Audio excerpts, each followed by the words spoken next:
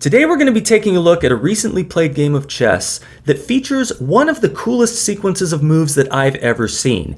The only thing better than a shocking winning sacrifice that seems to come out of nowhere is an even more shocking counter-sacrifice of the queen that seems to refute it, only to be refuted itself by a third sacrifice played by the original sacrificer of his queen.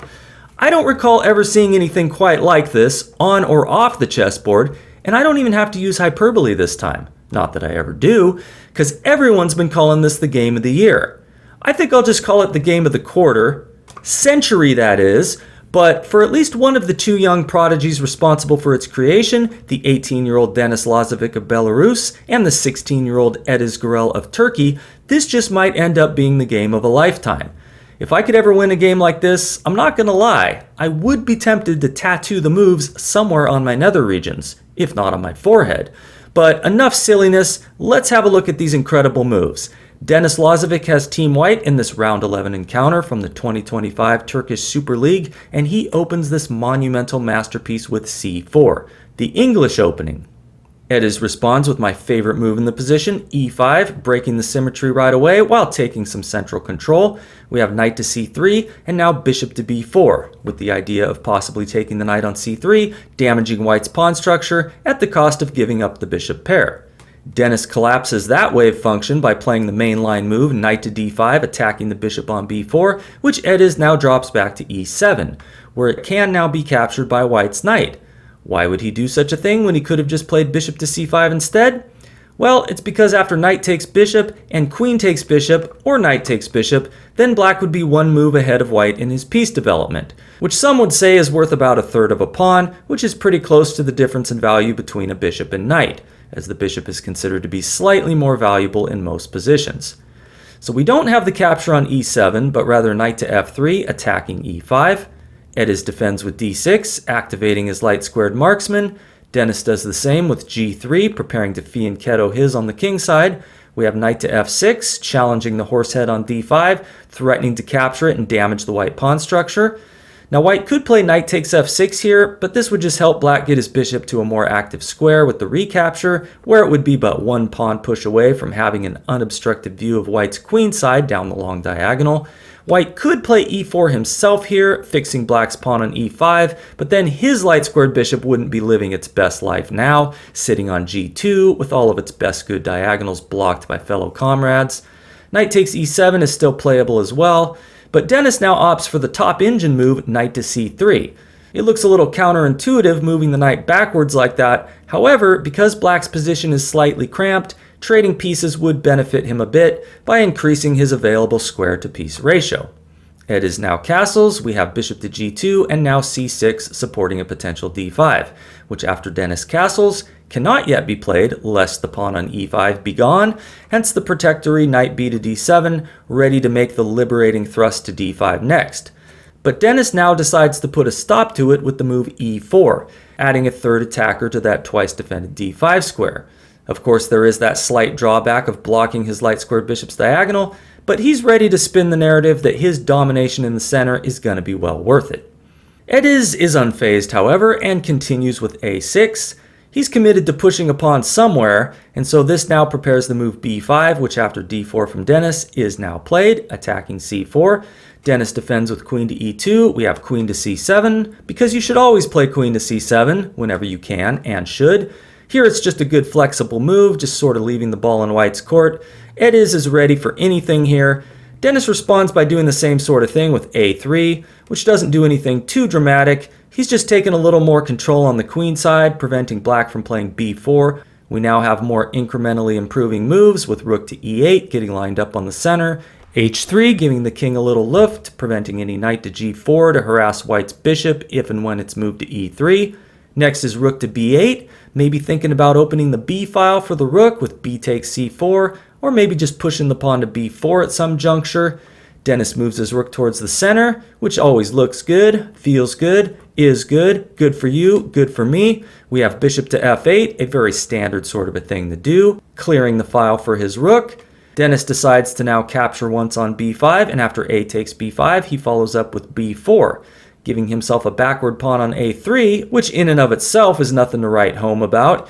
He's also giving up the ability to attack the c4 square with the pawn, meaning that it's now a hole in white's position where black could possibly post a knight. However, the pawn on b4 does take more control of the key c5 square, where black may have wanted to post a piece and or still may want to push a pawn.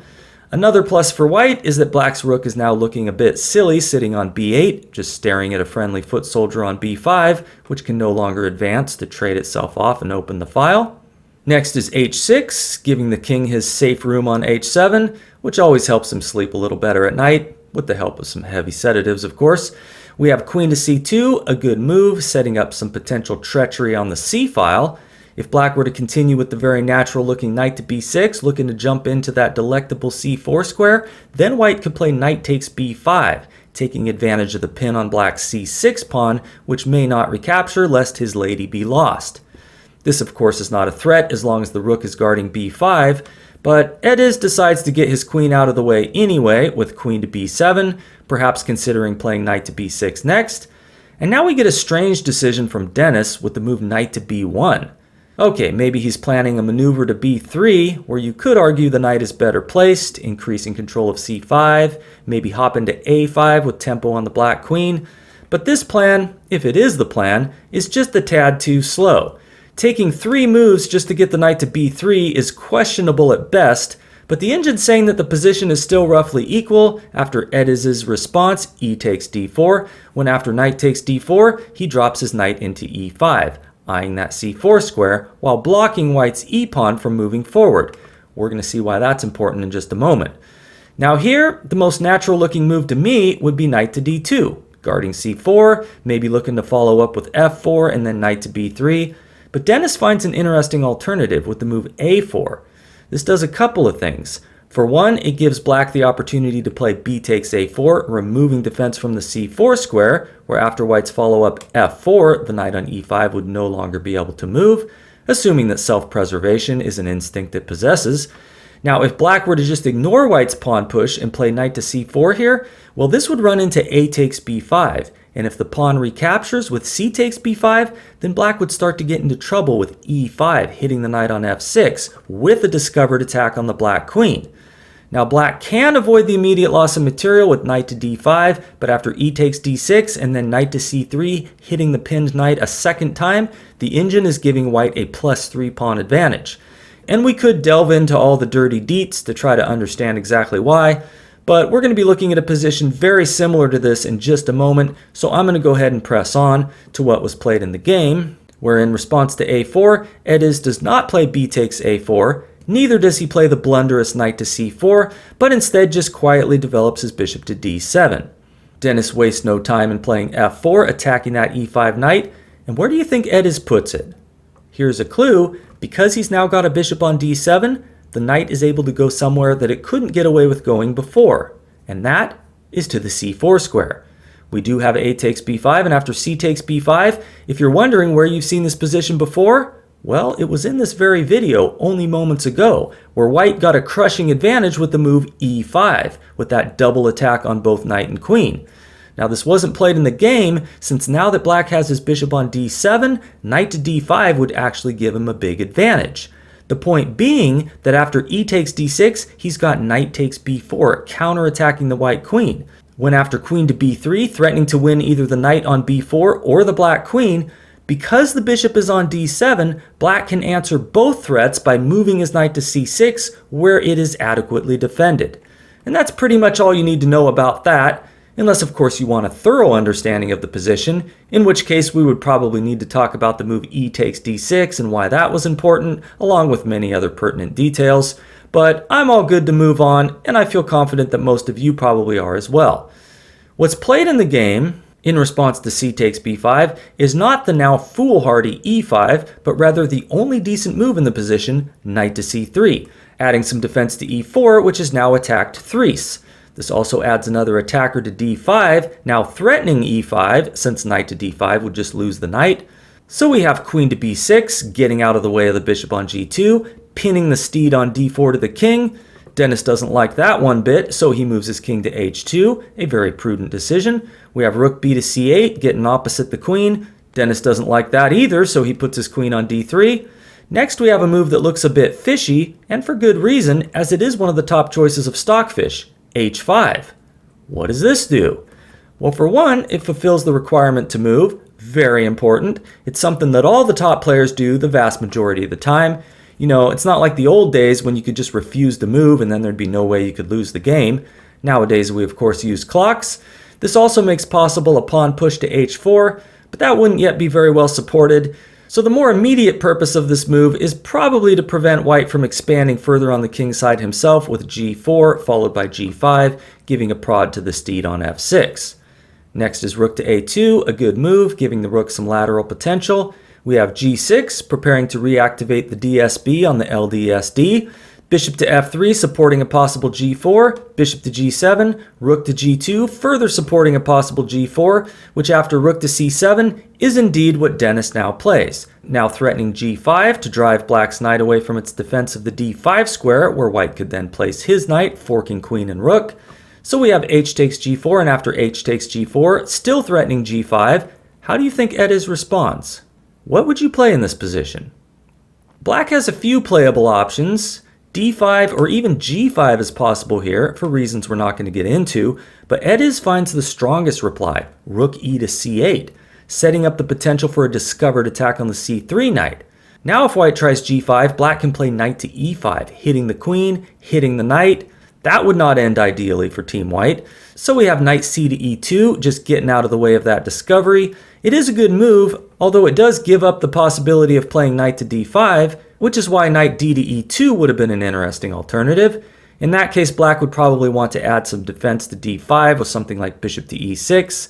Both knight moves are equally playable for white, but maybe Dennis didn't feel too warm and fuzzy about leaving a piece sitting on c3 for even one move longer than necessary, since black does have 3 of his pieces potentially converging on that square. Play continues queen to a7, just increasing the queen's scope a bit, maybe looking to sneak into a2 or a1 at some point.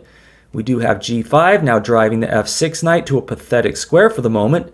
Ediz puts it on h7, but it's not going to stay there very long, and after king to g3, clearing the way for some rook action along the h-file, we have knight to f8, preparing to get back in the action via the e6 square. Next is rook to h2, knight to e6, knight takes e6, the bishop recaptures, bringing us to what I would say is one of the most fascinating positions that I've seen all year. And it's a perfect example of just how much even the world's most elite human players utterly suck at chess when compared to computers. But if you haven't seen this game, here's your chance to prove otherwise. What do you think white should play here? Objectively best is going to be something like rook h to h1 or rook to h4, both of which look pretty pointless and weird on the surface, but as we're about to see, it's vitally important that white's king and rook are not lined up with one another on this dark square diagonal. What's played in the game is a move that I think the vast majority of players at every level would want to play, rook d to h1, creating some terrifying threats along the h-file, which could be put to use with moves like f5 with tempo on the e6 bishop, followed by f6, attacking the bishop on g7, which is the only thing preventing black from being rapidly checkmated, beginning with rook to h8 check. In some lines, white can play rook to h7 and then sack on g7, luring black's king onto the deadly long diagonal, where a devastating check could be delivered by either white's queen or bishop, converging on h8 with the remaining rook. So these are the kinds of attacking ideas available to white here, who would be totally winning if not for an absolutely crazy move now uncorked by Ediz Gurel. It's the only move he has that doesn't lose. Take a moment, take an hour, take some time off work and study this position for weeks on end, and see if you could spot black's singular winning move in this position. The incredible tactical shot, which could very plausibly be considered the move of the year, now executed by Ediz Gurel, is knight to e5. What the H does this do? Well, it attacks the white queen for one. It also opens the c-file, making possible the infiltration of a black rook into the white position. For example, if queen to e3, then the engine's giving knight takes f3, followed by rook to c4 and or d5, with some very effective and in fact winning counterplay for black. But let's have a look at the obvious f takes e5. This was not played in the game due to a powerful winning follow-up available to black in this position. Rook takes bishop on c1. A truly incredible sacrifice of the exchange for a piece which seemed to be more than adequately defended. However, no matter how white recaptures, he's going to come out the big loser. So we're going to look at both of his options, beginning with knight takes c1. Here we're going to have bishop takes e5 check, taking advantage of the aforementioned unfortunate placement of white's king and rook on the same diagonal, so that after king to g2, black is able to capture the rook on h2. Now if rook takes bishop here, then black grabs the undefended knight on c1, equalizing the piece count, threatening to come into g1 with the queen. Not hard to guess who's winning in that scenario. So the best try is going to be king takes bishop, but this allows the queen into f2 with check. White has only one legal reply, bishop to g2, but after king to g7, just how relevant is white's extra piece in the face of the incoming rook to h8? The answer is not at all. The engine's actually giving black a forced mate in 8 moves at most, and recommending white sack his queen now with queen to d4 check. Okay, let's look at white's second option. In this position, after rook takes c1, which is rook takes c1.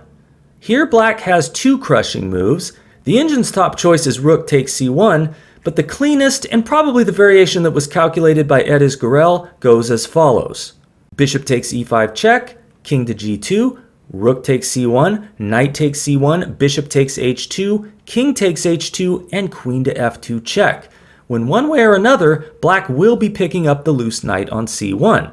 For example, if bishop to g2, then there's queen to f4 check, king to h1, and queen takes c1 check with an extra pawn and a winning position for black. Okay, let's get to what was played in the game, where after the thermonuclear knight to e5, Denis Lazovic avoids the losing f takes e5 and instead comes up with a stunning counter-brilliancy, bishop to b2, sacrificing his queen, which absolutely may not be accepted, assuming you don't want to be forcefully mated against your will, for if knight takes queen were to be played in this position, then white would have checkmate in 2 moves with rook to h8 check, bishop takes rook, and rook takes h8 checkmate defended by the bishop. Edis, of course, is not about to miss something like that. In the game, where after bishop to b2, it's looking as though black might be severely hosed. His knight is under attack. If it moves anywhere, then white has that checkmate in 2 moves, beginning with rook to h8. If his knight is captured by the pawn, then bishop takes e5 is no longer going to do anything, since white's now got his bishop's one eye watching over that square, ready to make the capture. There's no longer any rook takes c1. So black's just busted, right? Wrong, because in this most epic position of the entire year, Edis Gurel now unveils an earth-shattering move that not only saves him from certain destruction, but actually secures him the win. Pause the video and have a look if you so desire. It's not incredibly hard to find. I think a lot of you will probably spot it. The move is the gorgeous counter-sacrifice of the queen with queen to f2 check, giving white but 2 legal replies. He can take on f2 with his king, allowing his own queen to be captured with check, which will be followed by the removal of the bishop on b2, along with any possibility of white delivering his checkmate along the h-file. Or he can play the move played in the game, rook takes f2, which also allows the knight to take on d3, seeing that rook to h8 check will no longer force mate, as there is no longer any rook to replace it after bishop takes h8. White's rook on f2 is now under fire, along with his undefended bishop on b2. So one way or another, he's going to be losing some material. What's played is bishop takes g7, and after knight takes f2, attacking the rook. Very important. Otherwise, there'd be bishop to f6, followed by rook to h8 checkmate. King takes f2, and king takes g7. Black emerges a very healthy exchange to the good, for which white has absolutely zero compensation. Black is dominating the open c-file with his doubled rooks. Denis plays on, though, with knight to d4, preventing any rook to c2, hitting b5. Bishop to d7 defends. We have bishop to e2, hitting that pawn a second time. Rook to c1. A pair of rooks come off the board. Denis declines capturing the pawn on b5 now, seeing that after knight takes b5, black could trade minor pieces and then play rook to b1, picking up the pawn on b4. If bishop takes b5, then rook to d1, hitting the knight on d4, runs white into trouble. So we have king to e3, defending the knight, rook to b1, going after the b4 pawn anyway. Denis now makes the capture on b5 with his bishop. We have bishop takes b5 and knight takes b5, which brings us to a very instructive moment. What should black play here? And would you be tempted to call me a pathological liar if I told you that he's only got one winning move in this position, and it's not rook takes b4? Since then white could grab the pawn on d6, and with his extra pawn will in fact be able to hold the draw? Would you be willing to believe that white's single winning move, now played by Ediz, is rook to b3 check, when after king to e2, rook takes b4 is again not the right move, since that would allow white to draw the game with knight takes d6. If black tried rook to d4, then there's knight to e8 with check, followed by knight to f6, once again defending the pawn on e4. So what's played is another brilliant move, d5, getting that d pawn out of the view of the knight, though allowing white to capture it if he wants with e takes d5. However, after rook takes b4, attacking the knight, black will be picking up the pawn on f4, which is now undefended as a result of that move rook to b3 check, which drove white's king away from its defense. Now white would have the passer on d5, which is a bit concerning, but Ediz has accurately calculated that it's still far enough away from its promotion square that he will be able to effectively stop it with his rook and or king. What's tried in the game is knight to d4, the b pawn falls, we have king to e3 defending the knight, d takes e4, king takes e4. The rest of the game doesn't require a whole lot of commentary, so we're going to breeze through most of it pretty quickly. We have a lot of repositioning here. Dennis is of course going to do his utmost to prevent Ediz from winning his pawn on f4. We have some lateral checking of the white king, some more piece shuffling / repositioning / probing, prodding, tickling, caressing. Okay, maybe that's not the best word for what's happening here, but for a good 10 moves or so, it might not be totally obvious just how black is making any progress. This is not the most enjoyable type of winning advantage to try to convert, only my opinion. Of course, there do exist those people who get really excited at the prospect of grinding out a technical winning endgame such as this. But here we finally come to a critical juncture where Dennis finds himself in sort of a zugzwang. That is, any move he plays is going to be to his significant detriment. If he moves his king somewhere, let's say to h3, then black can play king to f3, threatening mate in 1 with rook to h1 check, also threatening to attack the knight on d5, which is providing essential defense to the pawn on f4. If white moves his knight somewhere, then there's just rook to g1 check, followed by king to f3, attacking the undefended pawn on f4 while threatening rook to h1 mate. So what's tried is f5, giving the king an extra square on f4, but after g takes f5 check, if the king were to recapture with king takes f5, then we'd have king to g3, discovered check, forcing the white king to the west, when after king to h4, there will be no good way to save the pawn on g5. So what Dennis tries in the game is king to f4. He's decided to go after the pawn on f7, after king to g2 check with king to e5, king to g3, and now king to f6. We have king to h4, knight to e7, attacking the f5 pawn a second time. It's pushed to f4. Dennis delivers a few final checks for good measure with knight to f5 check, king to h5, knight to g7 check, king to g4. The knight goes back to f5, and after rook to g1, Denis Lazovic decides to call it a day and resigns the game. Seeing that there's no way to stop black's passed f-pawn from promoting without giving up his knight, he could throw in another check with knight to h6 check, but after king to h3, there are no more checks, and black's passer is gonna push on through. So there it is, my friends, the game of the month, of the quarter, of the fortnight, whatever you consider it to be. I hope you got as much pleasure out of it as I did. This is why we love chess and consider it to be the greatest game ever invented, although foosball is a close second. Leave a like if you agree or disagree with anything you've heard or seen here today. Leave a comment explaining why you did or didn't leave a like, and then seriously consider subscribing to the channel to see more content similar to this in the very near future, and I will see you soon.